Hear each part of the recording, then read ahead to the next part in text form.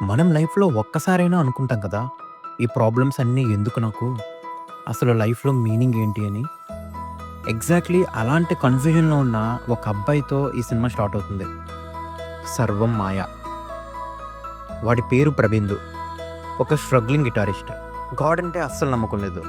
కానీ ఐరనీ ఏంటంటే వాడి ఫ్యామిలీ మొత్తం బ్రాహ్మిన్సే. అందరూ పంతుల్లే. లైఫ్‌లో ఏం చేయాలో తెలీదు. జాబ్ లేదు. డ్రీమ్స్ హాఫ్ వేలో స్ట్రక్ అయిపోయాయి. అలాంటి సిచ్యువేషన్‌లో ఒకరోజు వాడి లైఫ్‌లో ఒక గోస్ట్ ఎంటర్ అవుతుంది. కానీ ఇది రొటీన్ హారర్ సినిమాల జంప్ స్కేర్ సరుకులు కాదు.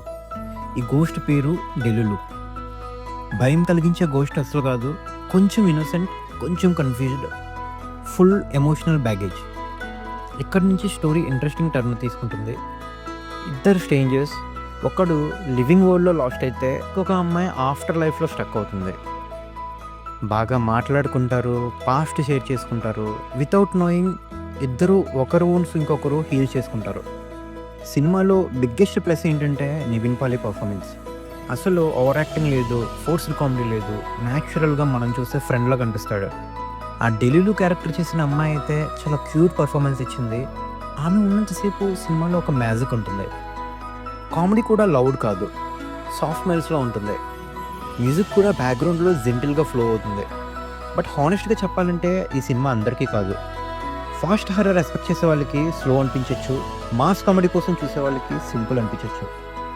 కానీ సాటర్డే నైట్‌లో మైండ్ హెవీగా ఉన్న టైంలో ఫోన్ పక్కన పెట్టి రిలాక్స్డ్‌గా చూసే మూవీ కావాలి అంటే 'సర్వం మాయ' బాగా వర్క్ అవుతుంది.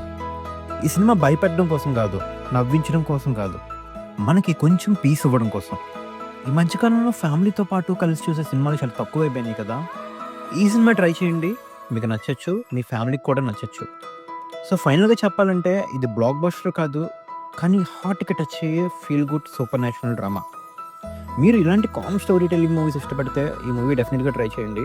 మీరు చూసాక మీ ఫీలింగ్ ఏంటి? కామెంట్ సెక్షన్‌లో చెప్పండి. ఈ స్టోరీ మీకు కనెక్ట్ అయిందా లేదా? ఇలాంటి మరిన్ని ఇంట్రెస్టింగ్ రివ్యూస్ కోసం మా ఛానల్‌ని సబ్స్క్రైబ్ చేసుకోండి.